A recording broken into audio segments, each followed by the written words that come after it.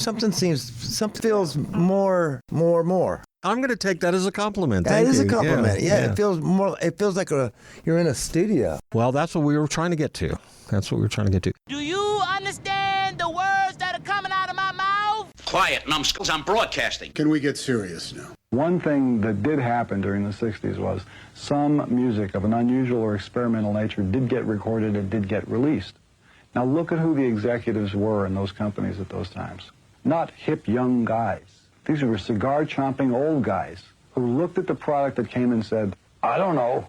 Who knows what it is? Record it, stick it out. If it sells, all right. We were better off with those guys than we are now with the supposedly hip young executives who are making the decisions of what people should see and hear in the marketplace. Success in the music business begins with a dream, a vision. This podcast will give you, the listener, the insight and tools to turn that vision into a reality. Meet the industry professionals who work day by day behind the scenes, helping to make those dreams come true. Welcome to the business side of music. Back in the studio, and I got to say, I'm very excited because when we got the call from your publicist and said, hey, Jack Williams wants to be back on the show because he's got a new project. I was like, let's book him. Let's make it happen. You've been a busy man because the last time we saw you, I think, were just starting on this project or in the midst of it. Just starting on this and coming off the Wonderful World thing. Yeah, that's right. And you were doing some work with Kevin Costner and his band. Right. And then getting some placements, right, and some film and television projects. Right.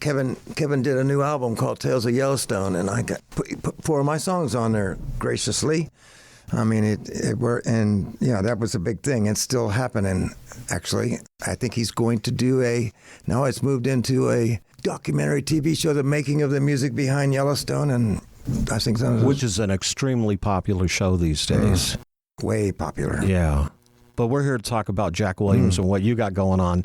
You have a new album out, came out October 29th, called Halfway to Hell. And when I first started reading this, let me put it this way. When I first started listening to the album, Bev, your publicist, had sent me a link to a video that I want to dig into in a little bit here called Beat Me Again, because holy cow, how profound. It's an amazing project in its entirety. All the music is really, really good. But let's start at the beginning of this project. What was your thought process when you first started putting this together? I was going to go as deep inside of me as I possibly could. Were you at that point in your life where you finally just wanted to do that? Had you not traveled down that road before? I skirted around it. Yeah. Maybe it was Kevin. Somebody said, you need to get right down to the root of what's going on inside of you and write about it. And I figured, I will. I'm not scared to. And so the first song I wrote up for the record was Running On. That was the very first song. And then Beat Me Again came after that. Beat Me Again I wrote that out west with W. Earl Brown. And he was the one that got me, he's an actor, and he's a fantastic actor and very successful, and we went to his house and he said, tell me the story. And I sat down and told him about a day in my life when I was a kid and what I went through, and we just started writing, and that's what we came up with was Beat Me Again, was a story of me going to the cemetery to see my dad to tell him that he was never going to beat me again. And his whole thing was forgiveness, which is really interesting because when we did the video, Earl kept going, all right, think forgiveness. And I kept going, I have got no forgiveness in me. And he was going, great. Tell that to the camera. So, wow. Because his side of it, writing it, was all about, I forgive you. And I went, no, there is no forgiving. And so it was cool. It was cool because it came out, we got that dichotomy between two writers of what he felt and what I felt. And of course, anybody that knows who W. Earl Brown is, I mean, if you've seen Deadwood, you know who he is, and I think he's been on he's been on Black Mass and something about Mary and Draft Day. That's right. Highwayman. When you guys got together to create this video project, because you went to Mount Olivet Cemetery, which anybody that drives Lebanon Road in or out of Nashville will pass that cemetery on any given day. It's a little bit of a almost kind of a dark atmosphere, even on a nice sunny day when you drive by there. It is very dark, especially where we were at, where that angel is. I mean, I'd never seen anything. I didn't even know the cemetery existed. When he called me up, he said, I've been listening to this song over and over and over again. And he said, I'd like to direct a video of you on it. And I went, okay. And then he brought in the team, Josh Reeve, and to be his DP. And they wanted to know, we need to do it at I know a great cemetery. It's out behind my church in Leapers Fork. On one side of it is a church, on one side of it is Stapleton's house, and on another side of it is a farm. And it's a really cool cemetery. But then they said, you've never seen Mount Olivet, have you? And I went, no. And they took me out there, and I went, well, this is where we need to do it. Yeah. Brandy Zadat got involved in this. She co-wrote, I mean, she sang on the duet on the record. Yeah, I was going to say, she wanted to come on board and sing on it. Mm-hmm. How did you two come together? She recorded one of my songs on an album prior to this. Her and Teddy Morgan and I wrote a song that she recorded called Runaway on her, not this new album, but on the album before this. Yeah. So we've been knowing each other from writing songs together. Co-writers on this album? Did you write them all yourself, or did you have co-writing help? I had co-writers. I wrote everything. I would start everything, and then I'd bring in my co-writers, because that's my writing process. I have to start it by myself. Do you think this is a beginning of a journey for you? Because you said you had to really dig deep to pull some of these things together, especially when you talk about Beat Me Again, and we're going to play that part of it on the show and then have the link so people can see the video. But were all of these songs just certain poignant moments in your life that you took pencil to paper and said, mm-hmm. I've got to address this issue?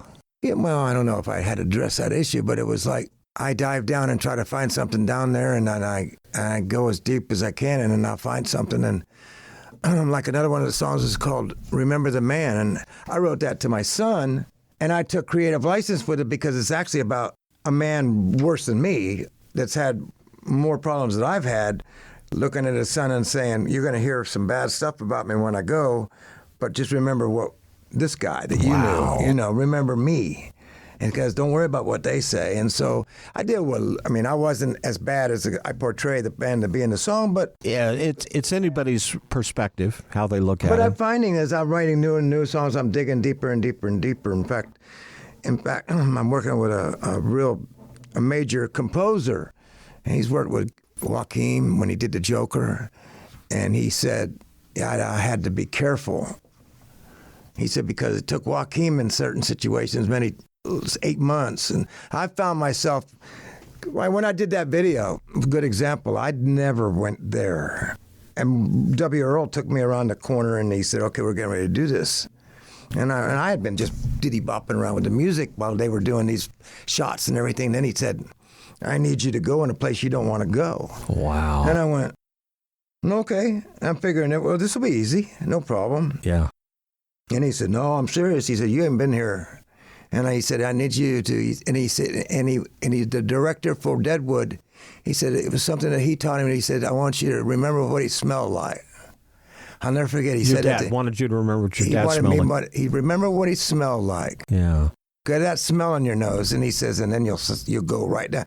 And that night, it took me until the next day nobody wanted to be around me. I was in a horrible mood the rest of the day. I mean, it just shot me back.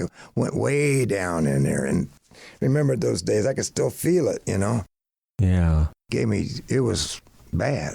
So when you perform that song, is it difficult for you to sing it? No. You don't go that place every time? No. Yeah. No. But I go close, but I don't go there, no. Yeah. When you start writing songs, because your musical history, anybody that's listened to the previous show knows that everybody that you've worked with, and you said before you got here that Gary Rosington called, and there's a lot of interest in your music. When you talk about the music world, when you talk about someone like himself or Dwayne Allen, your music makes a statement and makes an impact. You just write music, though. You write music to satisfy yourself. Yes and no. I mean, my whole thing with this album is, and I've said it from the start, is that especially with a song like Beat Me Again or One More Day, I hope that somebody's in it. My whole point with this is, my dream is that it gets to a point where a lot of people hear it, somebody's in a bad place. Yeah. a real bad place. And then they hear this song and they go, well, he made it out. I can too. Because that's how we were brought up as songwriters in my world. In my world, starting out when I was 20 years old and 21 years old, working with the people, we were taught that a songwriter's job is to write songs that people can relate to, that can get them from one place to the next place. If you think about when I was a kid, the Beatles were. So when I had a broken heart and I listened to a Beatles song or Don't Let the Sun Catch You Crying or something that got me through that little heartache, it's the same thing. That's what songwriters are. That's supposed to be our job, is to write songs that move people. In the studio with us here in Nashville, Tennessee, Jack Williams. Hi, this is David Law. I'm the CEO of Noisy Clan, and you're listening to the business side of music. You're listening to the business side of music. Hi, everyone. I'm Larry Butler, and I want to send you a free digital copy of my new book, The Singer-Songwriter Rulebook, 101 Ways to Help You Improve Your Chances of Success. That's right. Everything you need to know to launch your career as a singer-songwriter, all based on my 40 years in the live performance arena. And believe me, I've seen it all. In my book, you'll find the 10 things you have to deal with before even thinking about becoming a singer-songwriter performer. You'll also learn about the 5 things every singer-songwriter can do this weekend to make their live show better. 5 things I can guarantee that you are not doing already. Plus, there's tips on songwriting and staging, photo and video shoots, publishing, merch, dozens of other topics. All written for people who don't particularly like to read. And again, it's free. Just go to the Business Side of Music website homepage and look for my book cover. Click on it, and a free digital copy of my book will be yours. I'm Larry Butler, and I approve of this message. When you have a Korg synth at your fingertips, the possibilities are endless. Be it digital, analog modeling, altered FM, wave sequencing, or the multi-engine synth, Korg gives you easy access to a variety of features to help you get the perfect sounds quickly. Whether you're a professional musician or just starting out, Korg truly has a synthesizer to help you express yourself. Visit Korg.com or your favorite Korg dealer to get your hands on one of their products to create new music always. Korg, the official sponsor of the business side of music. You're listening to the business side of music.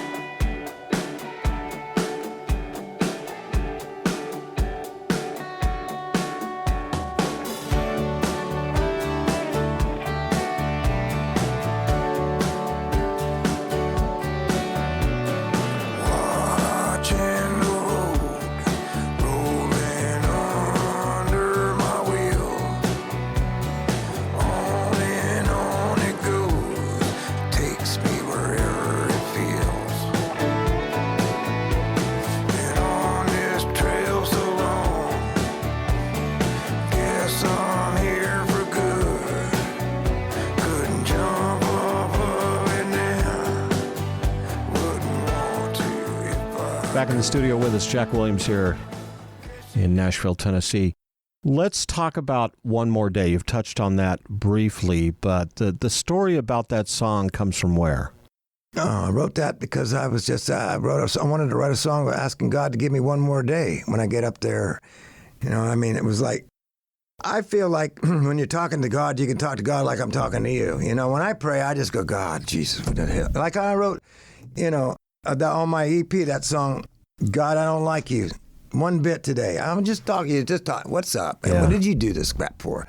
Whatever, you know? So I bet we've all had that conversation like that one time or another. So I just said to myself, what if I got up there and I went, hey, do me a favor and give me one more day. Yeah. So that's what, and then I gave it to Kevin, and Kevin wanted to have a little bit more say-so what we did with it, and we put some honor in there, and we wanted to put what we did with the second verse in there and made it. So when Kevin sings it, it's another one of those co-writer things. When he sings it and plays it, his whole thing is the whole first half of that song, he's going, will you give my friend here one more day?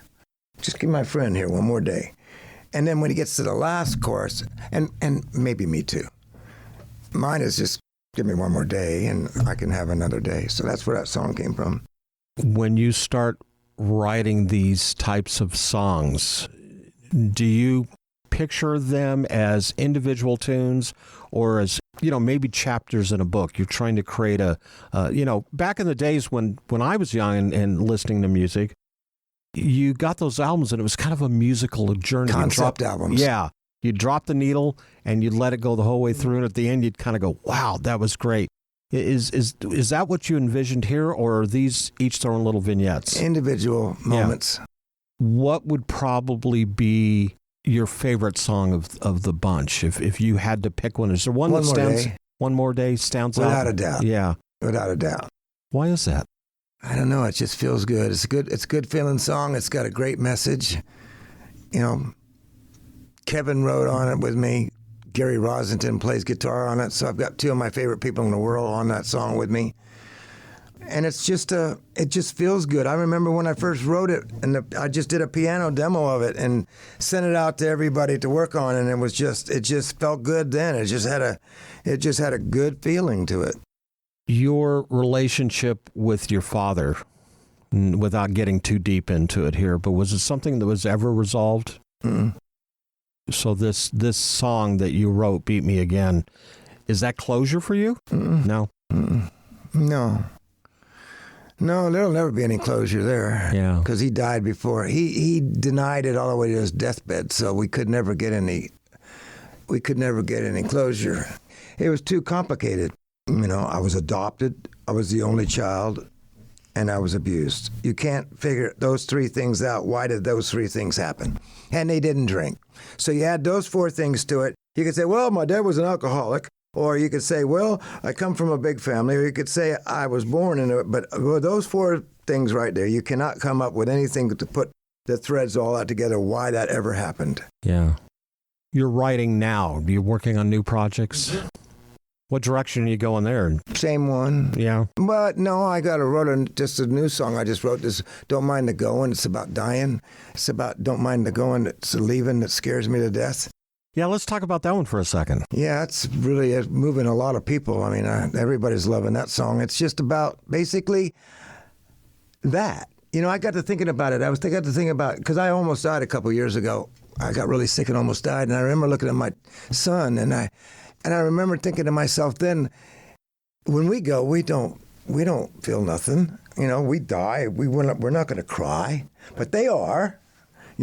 So it's like, and that's what makes everybody sad about dying. They start thinking about, God, everybody's crying, and I'm not going to be crying, but they all going to be. And then you start feeling bad, and so it's the leaving. That's what Gary just called me up about. I answered the phone. He said, I don't mind the going. It's a leaving that scares me to death. No, that's exactly it, brother. Yeah. Are you planning on getting out on the road and touring at some point? I would love to play on the road. I've been talking to everybody about it. It's just hard. It's hard to do when you're not, when you haven't done it. Like a lot of people have a reputation for doing it. But I think that'll happen. Would you be a one-man show, or would you put a band together? No, I would like to do so. I like solo. I came up with Richie Havens, remember? So yeah. Richie taught me. I opened up a lot of tours for him. So I've opened up for some pretty big rock bands when I was a lot younger. Ted Nugent, for one thing, and Skinner. And I did a date for The Who. And so I can handle a crowd.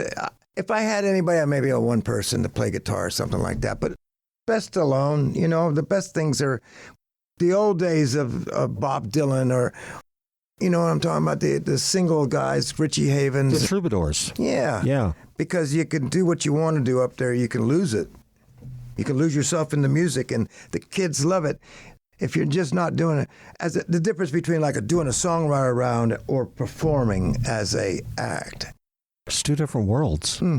Songwriting rounds, let's talk about that for a second. Are you currently doing those here in town, or are you just keeping your nose to the grindstone and working on new material? Yeah, I'm writing a lot right now because I just signed a big contract, and so I'm trying to make sure that I keep everything. I got new stuff going on, and I'm in a writing mode. I was going to ask you that. Is it just pouring out of you at this point? Yeah, it seems like I used to wonder when I used to hear about writers being at the top of their game and going, And I think that's where I feel like I'm at right now. I'm just writing great stuff, and as long as I'm writing it, I might as well be writing it and let it come out. And I'm just writing it, recording it real quick, putting it down to the side, and letting it come out, because there's some really good stuff that's coming out. And I don't have my circle of co-writers, I've really made it really tiny now. So it makes it easier.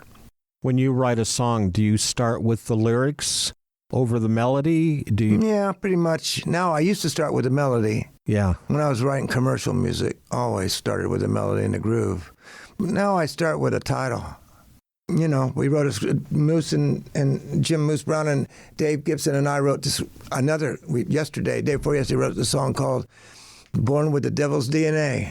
And it's another one of those. I opened up with them.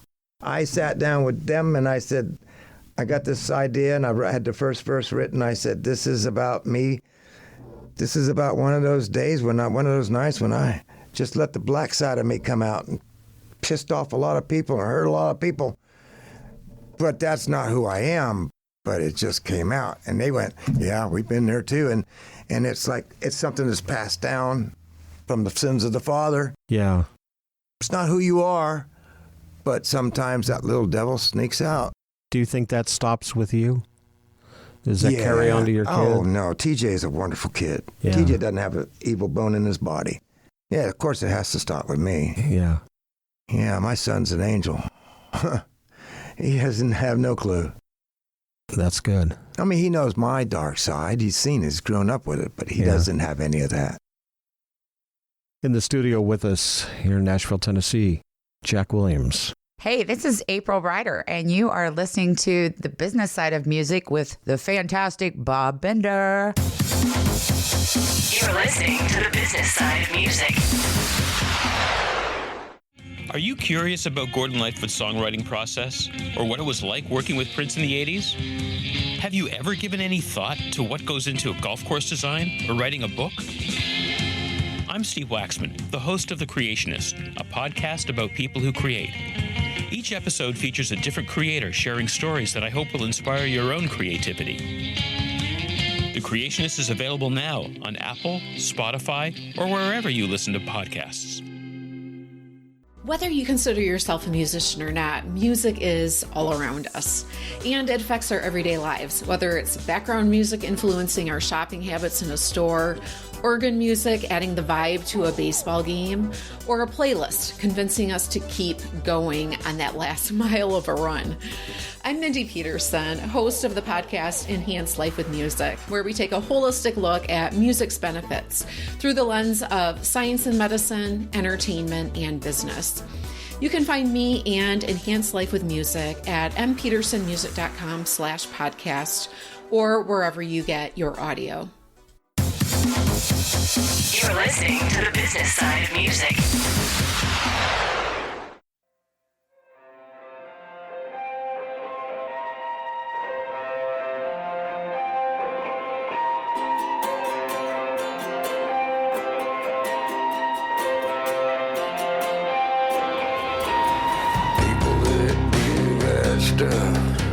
Got souls cold as lead, like to think they're real tough, leaving a trail of dread. Won't hear the Bible say it, but a bullet to the head works with words on the tombstone saying R.I.P. This one's better off dead.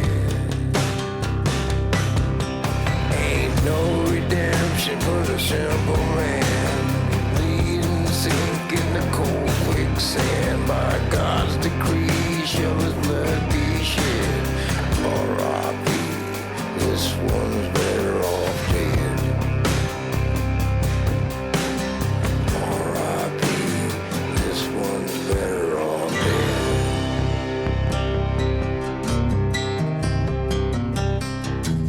Back in the studio here in Nashville, Tennessee, Jack Williams is sitting across the table from us.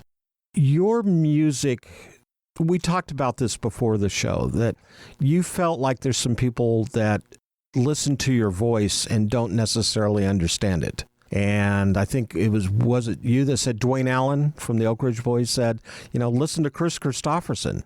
The idea of the troubadour, the idea of the songwriter, that really should be the important part, and not whether or not it's a lot of pop flavoring to it. Yeah, there's a whole a bunch of them.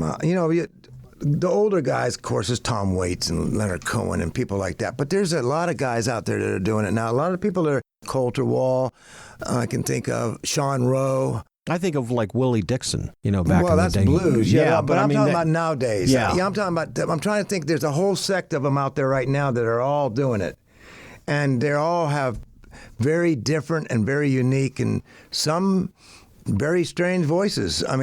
But they're unique and they're authentic and they're real, and you buy into it. And all those things that, I'm trying to write for TV and film, and if I've learned anything about it, and I've learned a lot over the last 4 or 5 years about TV and film from the music supervisors that I know and the directors that I know, is they look for authenticity, and that's it. So when you're watching a movie on TV or you're watching Yellowstone and you hear a song come on, it grabs you because there's all of a sudden you hear a voice you've never heard before singing a lyric that is, blood for the kill. You know what I mean? Whatever it is, it's something that's dark and it grabs you, and it might not have anything to do with that scene, but it fits the scene. Yeah. And that's what I love about TV and film music now.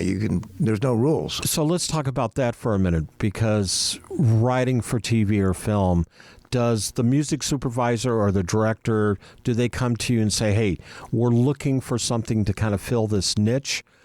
How do you come about writing a song for a particular... Well, there's two different ways. You can be in that position.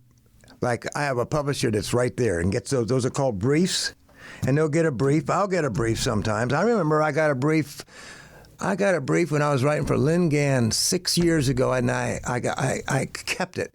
I've got a brief that said, Clint Eastwood is doing a new movie about a drug, didn't use the word mule, about a drug carrier, and he's looking for dark songs, and that was it. And then, of course, The Mule came out, and then that song that Toby Keith, Let the Old Man Out, I think was this song that was about that. But yeah, there's that. So my publisher will get a brief, and they'll go, the music supervisors will send out we're looking for this, and this, and this. Every director has a music supervisor, and that music supervisor in charge of whatever that director, like right now, probably the hottest director in America is Taylor Sheridan. He does Yellowstone. He's doing the prequel to Yellowstone. He did Wind River. He did Sicario. He did Hell and High Water. He's got tons of movies. He's just real hot director. But he only has one music supervisor, and she has to find all the songs for all his projects. And so when she's looking around, and she has all these songs in front of her, and so she knows, I need, because they sit down with the director, and he goes, I want a song for that scene, and for here I just want a cue, and for here I just want this. So it's her job to find all them, bring it to him, and then they slot it in. My job is just to write the songs. Just write those kind of songs and give them to them and let them find a place for them. It's nice if I got a brief, but it's almost harder, because a couple times that I have gotten a brief that they want it by tomorrow, 3 o'clock. And that's hard to do. Yeah. It puts you under so much pressure, it's hard to get done. But just write the song. Every time I get into a write with somebody that writes, and they go, let's write something for Yellowstone. Well, let's just write something. I can't, because she's picking all kinds of stuff for Yellowstone. Can't say that she's going to rewrite this directly for Yellowstone. Can't say, even though I know all the characters and even though I know everything about the show, it's not up to us to write the song about the show. She don't care. She's just looking for a song to fit a place. And that's how that worked. That song that I got in Yellowstone, Heaven's Gate, Kevin had in his back pocket for 2 years. 2 years he carried it around. And then suddenly he gave it to the music supervisor. He saw a scene and he gave it to her, and that worked. It had nothing to do with the fact that I know Kevin Costner. Everybody thought that because I knew him, I could get a song in Yellowstone. It had nothing. She's the boss. Right. Yeah. Does Kevin have much say? Sure, he has say, but she's the boss. Yeah. He can say, this is a good song. Right. This is a good song. And hope that she'll listen to it. And she will listen to it. Okay. That's the difference. She will listen to it. Yeah. You know she will if he hands her a song. But it still comes down to, she still draws that line at the end of the day, whether that song fits that scene or not. He's not the director. He's the actor. Yeah. And the producer. Now, he's getting ready to do a big movie. He's going to be the, like if this was Dances with Wolves or Field of Dreams or any of those movies that he directed, that's a different story. He's the director. He's in charge of the music. Then, yes, then you can say, Kevin, here's a great song for your movie, and he could put it in his back pocket and go, I'll remember that when we start looking for music. But he doesn't have any say-so with Yellowstone because he's the star. Your album, Halfway to Hell, is it a physical product? You can get it on vinyl, CD, or is Not it all, yet. all You can digital? get it online. It's all digital right now. I hope that we can do a physical product with it at some point, but... Jack, thank you so much. It's been great. The Business Side of Music is the creation of Tom Sabella and Tracy Snow and is produced by Bob Bender. The Business Side of Music is recorded at Music Dog Studios in Nashville, Tennessee. Production sound designed by Keith Stark. Voiceover and promo by Lisa Busan.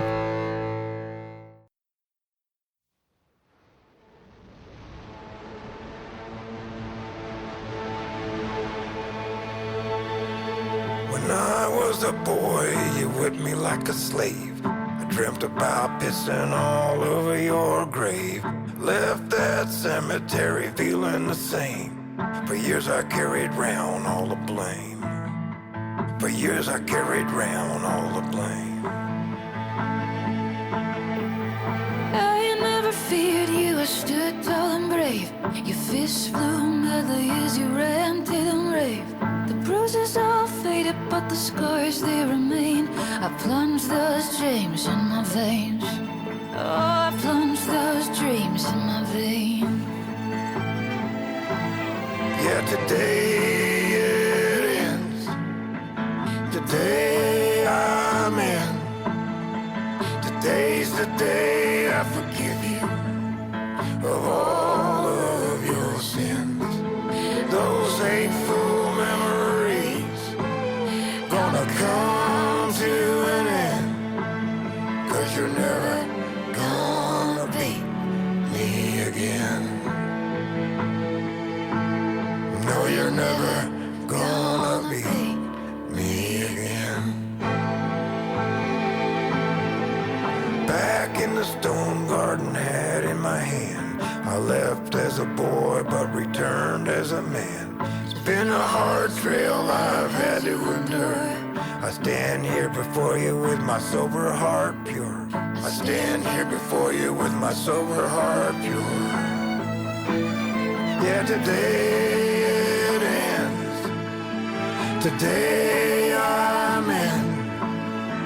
Today's the day I forgive you of all of your sin. Those hateful memories gonna come to an end. 'Cause you're never gonna beat me again. No, you're never gonna beat me again. You're never gonna